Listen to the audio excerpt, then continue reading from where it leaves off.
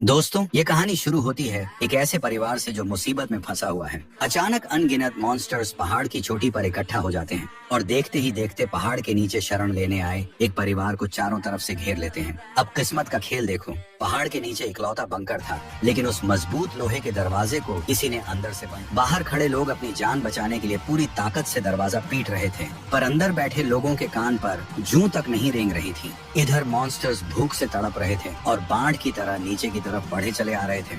अगर अंदर वाले दरवाजा नहीं खोलते तो इन बेचारों की बोटी बोटी बिकना तय था। जब उस लड़की को लगा कि अब कोई रास्ता नहीं बचा है तो डर के मारे उसकी हालत खराब होने लगी। निराश होकर डेविड के पास कोई और रास्ता नहीं बचा। उसने एक लोहे की रॉड उठाई और मौत से दो दो हाथ करने के लिए तैयार हो गया ताकि अपने परिवार को बचा सके। लेकिन तभी एन वक्त पर दरवाजा खुल जाता है और पूरा परिवार गिरते।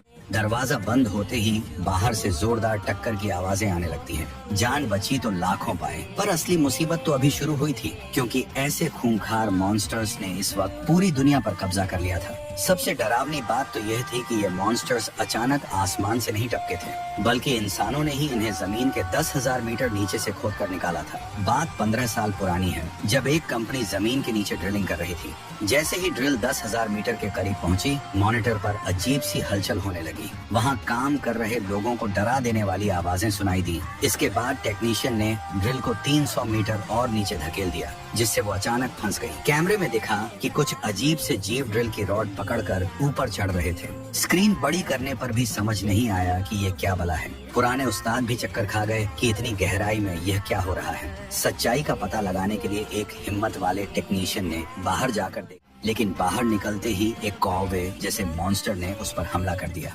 इसके बाद पूरे डिपार्टमेंट का काम तमाम हो गया, कोई नहीं बचा। इसी दौरान ऑफिस की खिड़की से बाहर देखा गया तो आसमान में बड़े बड़े पक्षी जैसे मॉन्स्टर्स का झुंड था। पूरी साइट को इन जीवों ने घेर लिया था। ड्रिलिंग वाली जगह जैसे नरक का दरवाजा बन गई थी, जहाँ से लगातार अजीबो गरीब जीव बाहर निकल रहे थे। देखते ही देखते ये पूरी दुनिया में फैल गए और शहरों के आसमान में काली घटा की तरह छा गए। ये जीव सिर्फ आसमान में ही नहीं, बल्कि जमीन पर भी काल बनकर दौड़ रहे थे और जो भी सामने आता उसे बेरहमी से चीर फाड़ रहे थे। इंसानों की बनाई ऊंची ऊंची इमारतें ताश के पत्तों की तरह ढहने लगी। दुनिया ने ऐसा कहर पहले कभी नहीं देखा था। महज 15 घंटों के भीतर ये मॉन्स्टर्स हर कोने में पहुंच गए। दुनिया भर की सरकारों ने अपने लड़ाकू विमान तैनात किए, मिसाइलें दागी, पर इन मॉन्स्टर्स का कुछ नहीं बिगड़ा। कुछ ही घंटों में दुनिया घुटनों पर आ गई। इंसानों ने आखिरी दांव खेलते हुए अपने परमाणु हथियार तक निकाल लिए ताकि आर पार की जंग लड़ी जा सके। लेकिन मॉन्स्टर्स की गिनती कम होने का नाम ही नहीं ले रही थी। इंसान अपनी पूरी ताकत लगा चुका था, पर इस आफत से बचने का कोई रास्ता नहीं सूझ रहा। खंडहर बन गए और लाखों लोग पल भर में गायब हो गए। सबको लगा कि अब इंसानों का अंत तय है, लेकिन तभी 24 घंटे बाद एक चमत्कार हुआ। सारे मॉन्स्टर्स अचानक अपना काम समेटकर वापस जमीन के नीचे चले गए, जैसे वो कोई मिशन पूरा करने आए हों। इंसान इस बात को समझ ही नहीं पाया कि आखिर हुआ क्या। बाद में पता चला कि जिस दिन ये हादसा हुआ था उस दिन सूर्य ग्रहण था। ये मॉन्स्टर्स सिर्फ सूरज के छिपने और अंधेरा होने पर ही बाहर आ सकते हैं। जैसे ही ग्रहण खत्म हुआ, ये वापस अपनी दुनिया में भाग गए। हालांकि लोगों के मन में सवाल था कि सूर्य ग्रहण तो पहले भी हुए थे, तब ऐसा क्यों नहीं हुआ। कुछ लोगों ने तो इसे भगवान का इंसाफ मान लिया। इस दिन को इंसानों ने कयामत का दिन नाम दिया ताकि मारे गए लोगों को याद किया जा सके। दोबारा ऐसा न हो, इसलिए उस गड्ढे को सील कर दिया गया और उसे नरक का द्वार कहा जाने लगा। पर किसी को नहीं पता था कि अगले सूर्य ग्रहण पर क्या होगा। लोग धीरे धीरे अपनी जिंदगी दोबारा संवारने लगे और सरकार ने एक स्पेशल फोर्स बनाकर उस जगह को मिलिट्री बेस में बदल दिया। इस तरह डर डर के 15 साल बीत गए और लोग उस खौफ को लगभग भूल चुके थे। इसी बीच लॉरा, जिसका हाल ही में तलाक हुआ था, अपनी नई जिंदगी की शुरुआत करने जा रही थी। वो अपने बेटे टाइलर को अपने छोड़ने आई थी, क्योंकि रात को उसे अपने नए बॉयफ्रेंड के साथ डिनर पर जाना था। जैसे ही डेविड ने लॉरा को विदा किया और बेटे से बात करने बैठा, तभी उसके अंकल का फोन आया। अंकल ने चिल्लाते हुए कहा कि तुरंत अपनी जान बचाकर भागो, क्योंकि दोबारा सूर्य ग्रहण होने वाला है। अंकल ने पहले से ही अपनी तैयारी कर रखी थी, क्योंकि जान है तो जहान है। जल्द ही दुनिया भर से बुरी खबरें आने लगी। मिलिट्री बेस के पास भूकंप के झटके महसूस किए गए और समुद्र के किनारे लाखों मछलियां मरी हुई मिली। साफ था कि अगले 24 घंटे में फिर से कयामत आने वाली थी। ठीक 15 साल पहले की तरह नरक की सेना दूसरे हमले के लिए तैयार थी। अच्छी बात यह थी कि इस बार इंसानों ने जगह जगह बंकर बना रखे थे और न्यूज पर भी लोगों को सुरक्षित जगहों पर जाने के लिए कहा जा रहा था। लॉरा को भी यह खबर मिली तो उसने तुरंत डेविड को फोन किया कि बेटे को लेकर जल्दी आओ,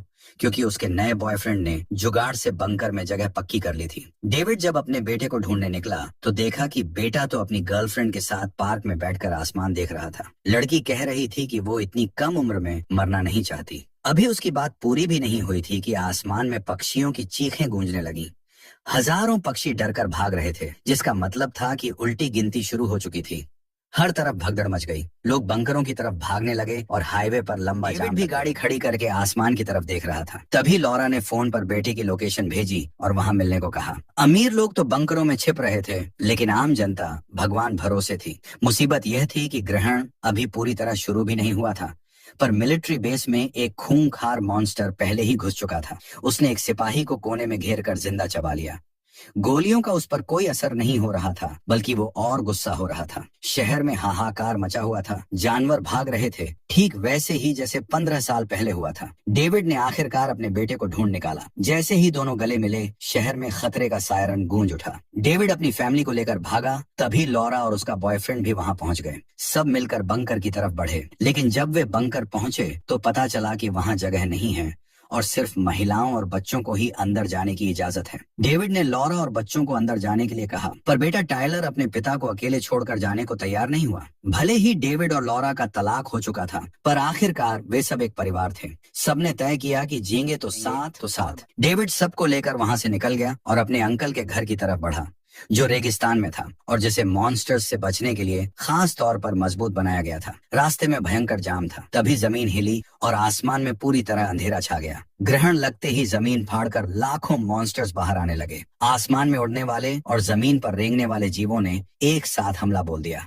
नजारा बेहद खौफनाक था। डेविड ने शहर से निकलने का एक शॉर्टकट अपनाया। वो खुद गाड़ी चलाना चाहता था, पर लॉरा का बॉयफ्रेंड अड़ गया कि गाड़ी उसकी है। अभी दोनों बहस ही कर रहे थे कि आसमान से एक बड़ा मॉन्स्टर आया और उस बॉयफ्रेंड को चील की तरह झपट कर ले गया। अब हर तरफ मौत का नाच चल रहा था। डेविड ने बिना वक्त गंवाए गाड़ी की रफ्तार बढ़ाई और सूखी नदी के रास्ते से भागने लगा। बंद थी, लेकिन कहानी में ट्विस्ट तब आया जब आगे जाकर देखा कि कई गाड़ियां आपस में टकराई हुई थीं और रास्ता ब्लॉक था। डेविड ने सबको गाड़ी में रहने को कहा और खुद हिम्मत जुटाकर बाहर देखने गया। एक गाड़ी के अंदर का नजारा देखकर उसके होश उड़ गए। वहां लाशें बिखरी पड़ी थीं। उसने दूसरी गाड़ी ढूंढी और जैसे ही उसकी सीट पर बैठा, किसी ने पीछे से उसका कंधा पकड़ लिया। वो एक बुजुर्ग थे जो वहां छिपे हुए थे। तभी सामने एक सींग वाला भयानक मॉन्स्टर दिखाई दिया जो लाशों को खा रहा था। दोनों चुपचाप गाड़ी में लेट गए और सांसें रोक ली। मॉन्स्टर उनके पास से गुजरा, पर उसने ध्यान नहीं दिया।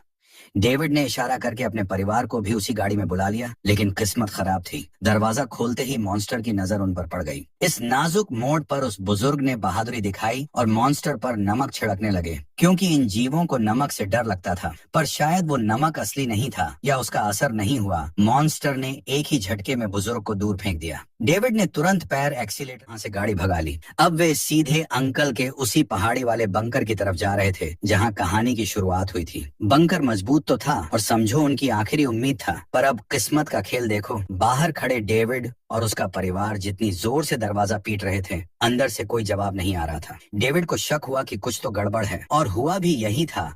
अंदर उसके अंकल को एक फौजी ने गन पॉइंट पर ले रखा था और दरवाजा खोलने से मना कर रहा था। मुसीबत यहीं खत्म नहीं हुई। बाहर दरवाजे पर जो शोर हुआ, उसकी वजह से चारों तरफ से रेंगने वाले मॉन्स्टर्स वहां इकट्ठा होने लगे। सबकी जान हलक में आ गई। तभी डेविड की बहू ने भागकर गाड़ी के पास से एक लोहे की रॉड लाकर डेविड को दी। डेविड ने पहले तो दरवाजा तोड़ने की कोशिश की, फिर उसे फंसाकर खोलने लगा, पर दरवाजा टस से मस नहीं हुआ। उस पहाड़ से नीचे उतर चुके थे। अब जब कोई रास्ता नहीं बचा तो डेविड ने वही रॉड उठाई और अपने परिवार को बचाने के लिए मौत से लड़ने को तैयार हो गया। लेकिन तभी अन वक्त पर अंकल ने दरवाजा खोल दिया। मॉन्स्टर्स के झपटने से ठीक 1 सेकंड पहले पूरा परिवार जान बचाकर अंदर घुस गया। सबकी सांस में सांस आई और उन्होंने अंकल को गले लगा लिया। लेकिन डेविड ने गौर किया कि घर में सिर्फ अंकल और आंटी नहीं थे, बल्कि सेना की वर्दी में एक अनजान शख्स भी खड़ा था। साफ था कि इसी फौजी ने अंकल के सिर पर बंदूक तान रखी थी, पर आखिरी वक्त पर पता नहीं क्यों उसका जमीर जाग गया और उसने दरवाजा खोल दिया। अंकल ने बताया कि यह भी जान बचाकर यहाँ आया है, लेकिन डेविड को उसकी शक्ल और कमर में लगी पिस्तौल देखकर दाल में कुछ काला लगा। आपदा के इस वक्त में इंसान मॉन्स्टर से ज्यादा खतरनाक हो सकता है, इसलिए डेविड अलर्ट हो गया। माहौल इतना अजीब हो गया था कि कि कोई कुछ बोल नहीं पा रहा था। तब अंकल ने बात संभालते हुए कहा कि खाना तैयार है, चलो पहले खा लेते हैं। उधर स्क्रीन पर दिख रहा था कि बाहर मॉन्स्टर्स बंकर का दरवाजा तोड़ने में लगे हैं। टेबल पर खाना तो था, पर डर के मारे किसी के गले से निवाला नहीं उतर रहा था। तभी वो फौजी पागलों जैसी बातें करने लगा। उसने कहा, ये मॉन्स्टर्स भगवान के भेजे हुए हैं जो हमारे इरादों और आत्मा की परीक्षा ले रहे हैं। इंसानों में बहुत पाप बढ़ गया है, इसलिए ये कयामत का दिन बुरे लोगों को सजा देने के लिए आया है। जब तक सूर्य ग्रहण खत्म नहीं होगा कोई सेफ नहीं है।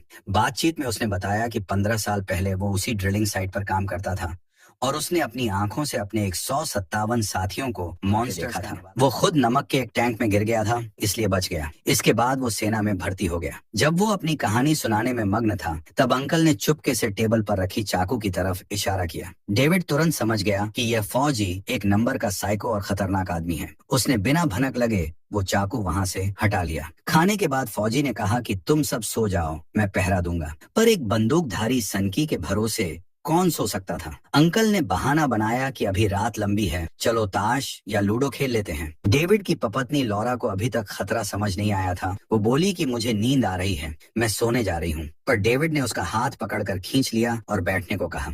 फौजी भी कोई कच्चा खिलाड़ी नहीं था, उसे शक हो गया। उसने तुरंत गन तान दी और डेविड को डांटते हुए टेबल पर चाकू वापस रखने को कहा। बहस के बाद पूरी सच्चाई सामने आई। असल में ये फौजी जंग के मैदान से भागा हुआ एक भगोड़ा था। जब वो अंकल के बंकर पर आया तो अंकल ने उसे पहचान लिया और अंदर नहीं आने दिया। पर आंटी को तरस आ गया और उन्होंने दरवाजा खोल दिया। अंदर आते ही इस फौजी ने एहसान फरामोशों की तरह उन्हीं दोनों को बंधक बना लिया। इसी वजह से बंकर का दरवाजा खोलने में इतनी देर हुई थी। वो नाराज इसलिए था क्योंकि अंकल ने उसे तुरंत अंदर क्यों नहीं आने दिया। अब चूंकि बंदूक फौजी के हाथ में थी, डेविड ने हाथ जोड़कर उसे शांत करने की कोशिश की कि जब तक यह आफत टल नहीं जाती हम सब मिलकर रहेंगे। तभी डेविड की बहू को कुछ अजीब लगा। बाहर अचानक बिल्कुल सन्नाटा छा गया था, जैसे सारे मॉन्स्टर्स चले गए हों। सबने अपनी सांसें रोक लीं। तभी बंकर के वेंटिलेशन पाइप से एक सांप जैसा मॉन्स्टर अंदर घुस आया और उसने सीधे आंटी पर हमला कर दिया। अंकल ने फुर्ती दिखाते हुए उस जीव को खींचकर टेबल पर पटका। इसी अफरा तफरी का फायदा उठाकर डेविड ने फौजी को लात मारी,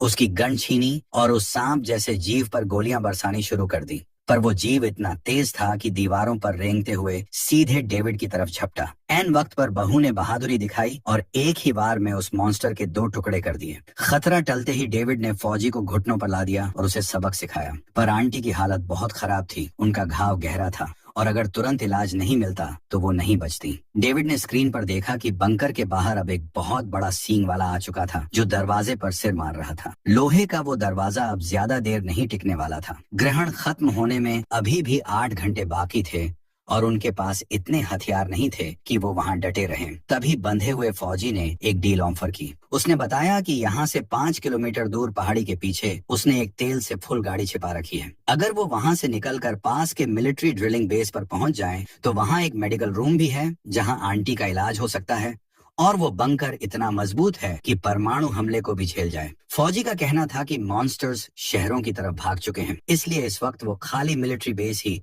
सबसे सुरक्षित जगह होगी। डेविड को फौजी पर भरोसा तो नहीं था, पर आंटी की जान बचाने के लिए उनके पास और कोई रास्ता भी नहीं था। अंकल ने अपने पास रखे सारे हथियार और बंदूकें सबको बांट दी। साथ ही उन्होंने डेविड को नमक की एक कैन भी दी जो आड़े वक्त पर काम आ सकती थी। उनका प्लान यह था कि डेविड बंकर का मुख्य दरवाजा खोलेगा और पहले मॉन्स्टर पर नमक का पानी छिड़क कर सारा गुस्सा अपने ऊपर ले लेगा, जिससे सारे मॉन्स्टर सामने की तरफ आ जाएं। इसी बीच बाकी सब पिछले रास्ते की खुफिया टनल से होते हुए उत्तरी घाटी की तरफ भाग जाएंगे जहां फौजी की गाड़ी खड़ी थी। रात का अंधेरा था और बर्फीली हवाएं चल रही थी। रास्ते में उन्हें एक पेड़ लाल रंग का कांटेदार जीव दिखा जो सो रहा था। बहू को न जाने क्या सूझी, उसने उत्सुकता में उसे छू दिया।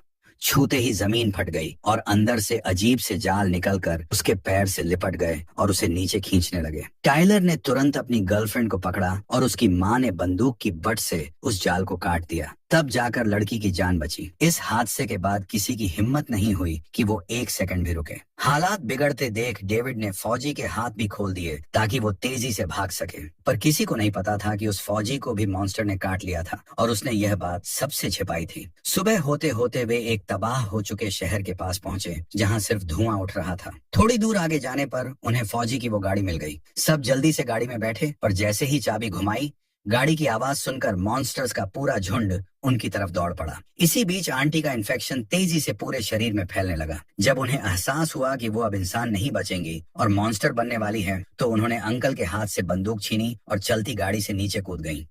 उनकी आंखें सफेद हो रही थीं, जो इस बात का सबूत था कि वायरस असर कर चुका था। अंकल ने रोते हुए उनसे बंदूक वापस लेने की कोशिश की, पर आंटी जानती थीं कि अगर वो गाड़ी में रहीं तो अपने ही परिवार को मार डालेंगी। उन्होंने अंकल को पीछे धकेला और रोते हुए मॉन्स्टर्स के झुंड की तरफ बढ़ गईं ताकि अपने परिवार को भागने का समय दे सकें।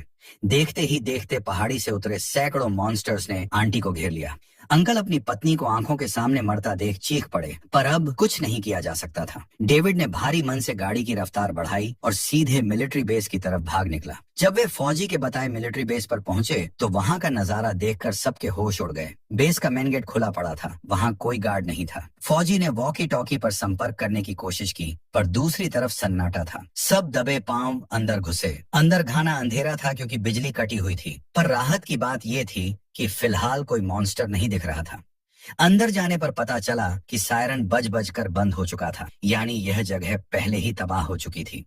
चूंकि अंकल का इसलिए उन्होंने दो टीमें बनाई। लॉरा बच्चों को लेकर मेडिकल रूम की तरफ गई ताकि अंकल की पट्टी कर सके, और फौजी डेविड को लेकर जनरेटर रूम की तरफ गया ताकि बिजली चालू की जा सके। रास्ते में फौजी ने बताया कि यह बेस असल में वही नरक का द्वार है जहां 15 साल पहले खुदाई हुई थी। इंसानों ने इसे बंद करने के लिए इसमें लाखों टन नमक का पानी डाला, पर यह गड्ढा इतना गहरा है कि कभी भरा ही नहीं। तभी डेविड ने कमाल दिखाया और जनरेटर ठीक करके पूरे बेस की लाइट ऑन कर दी। पर जैसे ही वो वापस मुड़े, फौजी के सिर पर ऊपर से कुछ टपका। ऊपर देखा तो एक सैनिक की बिल्कुल ताजी लाश लटकी हुई थी, जिसका मतलब साफ था कि कोई मॉन्स्टर अभी भी अंदर ही घूम रहा है। दोनों उल्टे पैर भागे और मेडिकल रूम में बाकी सबको लिया। अब ग्रहण खत्म होने में सिर्फ 2 घंटे बचे थे। फौजी ने कहा कि हमें अंडरग्राउंड सेफ रूम में चलना चाहिए जो ब्लास्ट प्रूफ है, पर कहते हैं ना कि जिस बात का डर हो वही होती है। जैसे ही वे कमरे से बाहर निकले, एक भयानक मॉन्स्टर उनके सामने आ गया। डेविड ने तुरंत ट्रिगर दबाया, पर मामूली गोलियों का उस पर कोई असर नहीं हुआ।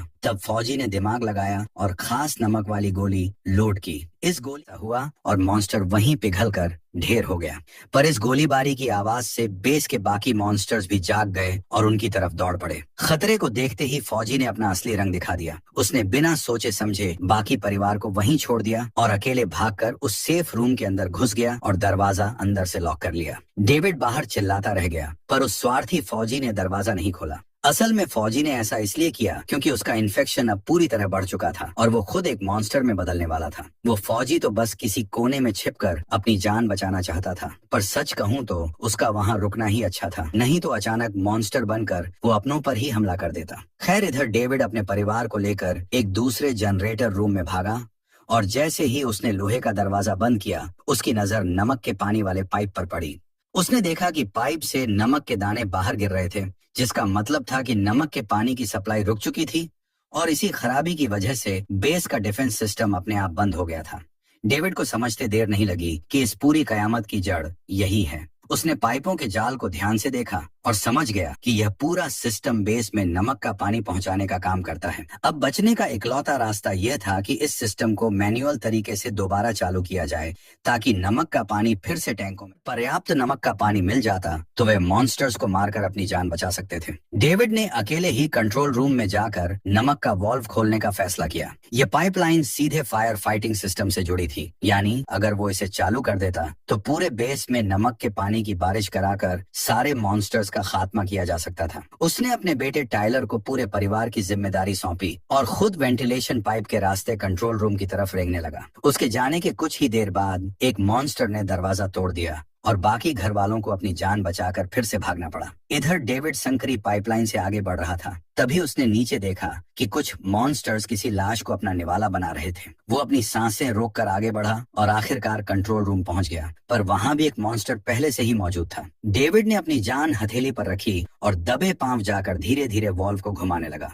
खुशकिस्मती से मॉन्स्टर का ध्यान उस पर नहीं गया और डेविड ने टैंक चालू कर दिया, जिससे नमक का पानी फिर से पाइपों में दौड़ने लगा। सब कुछ ठीक हो गया था, पर जैसे ही वो खुशी खुशी वापस मुड़ने लगा, खाना खा रहे मॉन्स्टर ने उसे देख लिया। वो मॉन्स्टर सीधे पाइप के अंदर डेविड का पैर पकड़ लिया। ऐन वक्त पर डेविड को अंकल की दी हुई नमक की कैन याद आई। उसने तुरंत वो नमक मॉन्स्टर के मुंह पर दे मारा। नमक के लगते ही वो मॉन्स्टर पल भर में पिघल कर राख हो गया। डेविड जब यह खुशखबरी लेकर वापस उस जगह पहुंचा जहां उसने परिवार को छोड़ा था, तो वहां कोई नहीं था। वो समझ गया कि उसके घर वाले बड़ी मुसीबत में हैं, और हुआ भी यही था। मॉन्स्टर्स से बचते बचते वे लोग एक ऐसे रास्ते पर आ गए थे जहां आगे कोई रास्ता नहीं था, यानी वे पूरी तरह घिर चुके थे। अब मौत उनके सामने खड़ी थी। तभी डेविड को वहां हो रहे शोर से उनकी लोकेशन का अंदाजा हुआ, और पास ही दीवार पर लगे अनाउंसमेंट माइक को देखकर उसने चिल्लाकर घर वालों से कहा कि पास ही लगे फायर फाइटिंग के स्विच को ऑन कर दो ताकि नमक के पानी की बौछार हो सके। पर किस्मत खराब थी, वो स्विच ठीक उसी जगह था जहां मॉन्स्टर्स का झुंड खड़ा था। अपने परिवार को बचाने के लिए अंकल ने बिना सोचे समझे हाथ में कुल्हाड़ी उठाई और मॉन्स्टर्स पर टूट पड़े। शुरुआत में तो उन्होंने अपनी कुल्हाड़ी से कई मॉन्स्टर्स के टुकड़े कर दिए, पर उम्र ज्यादा होने की वजह से उनकी हिम्मत जवाब दे गई और मॉन्स्टर्स ने उन्हें चारों तरफ से घेर कर नोचना शुरू कर दिया। लेकिन कहते हैं ना कि तजुर्बा बहुत बड़ी चीज होती है। अंकल ने अपनी आखिरी सांस तक हार नहीं मानी और पूरी ताकत लगाकर उस फायर फाइटिंग के स्विच को नीचे खींच दिया। स्विच ऑन होते ही पानी की मूसलाधार बारिश होने लगी। जो भी मॉन्स्टर उस पानी की चपेट में आया वो वहीं जलकर राख हो गया। यहाँ तक कि कोनों में छिपे हुए मॉन्स्टर्स का भी काम तमाम हो गया। पर नमक के पानी का स्टॉक लिमिटेड था, इसलिए थोड़ी देर में यह बारिश रुक गई। ये जादुई बारिश जितनी तेजी से आई थी उतनी ही तेजी से खत्म भी हो गई। तभी अचानक पूरी धरती हिलने लगी। असल में 24 घंटे का वो कयामत का समय खत्म हो चुका था और सारे मॉन्स्टर्स जैसे अपनी ड्यूटी पूरी करके वापस जमीन के नीचे अपने नरक वाले घर की तरफ भागने लगे। जब लॉरा और बच्चे डेविड से मिलने के लिए आगे बढ़े, तभी रास्ते में वही भगोड़ा फौजिया धमका। उसने बिना कुछ सोचे समझे सीधे टायलर पर गोली चला दी, जिससे वो जख्मी हो गया। असल में वो फौजी मॉन्स्टर के इन्फेक्शन से पागल हो चुका था और जानता था कि वो नहीं बचेगा, इसीलिए वो इन सबको भी अपने साथ मारना चाहता था। तभी इन वक्त पर डेविड वहां पहुंच गया और उसने नमक का एक भारी डिब्बा फौजी के सिर पर दे मारा, जिससे वो वहीं बेहोश होकर गिर पड़ा। सबको लगा कि अब आफत टल गई है, पर तभी जमीन के नीचे वापस जा रहा एक विशालकाय सेंटीपीड उनके सामने आ गया, मानो वो जाते जाते उनसे विदा लेने आया हो। डेविड ने बिना डरे उस पर अंधाधुंध गोलियां चला दी, जिससे वो भयानक जीव बुरी तरह भड़क गया। उसने अपना बड़ा सा मुंह खोला और पास ही पड़े उस फौजी को एक ही बार में जिंदा निगल गया। इस हादसे से फैमिली को भागने का थोड़ा समय दे दिया। वे सब भागकर एक मेडिकल रूम में छिप गए। शातिर डेविड ने तुरंत वहां रखे नमक और पानी को एक बाल्टी में मिलाकर एक तगड़ा सॉल्ट बॉम्ब तैयार कर लिया। जैसे ही वो विशालकाय जीव दरवाजा तोड़कर अंदर घुसा, डेविड ने पूरी ताकत से उस सॉल्ट बॉम्ब को लात मारकर उसकी तरफ फेंक दिया। एक जोरदार धमाका हुआ और वो बड़ा मॉन्स्टर पल भर में जलकर भस्म हो गया। आखिरकार सबकी जान बच गई। इस पूरे खतरनाक सफर और डेविड की बहादुरी ने लॉरा का दिल जीत लिया। उसके मन में डेविड के लिए पुराना प्यार फिर से जाग उठा। जब वे सब सुरक्षित बेस से बाहर आए तो आसमान साफ था और बाहर एक भी मॉन्स्टर नहीं था। दुनिया में फिर से शांति छा चुकी थी। इस मौत के खेल से गुजरने के बाद डेविड और लॉरा का पुराना प्यार परवान चढ़ा और वे फिर से एक होकर हंसी खुशी रहने लगे। अगर वीडियो आपको अच्छी लगी हो तो हमारे चैनल को सब्सक्राइब और वीडियो को लाइक जरूर कीजिएगा।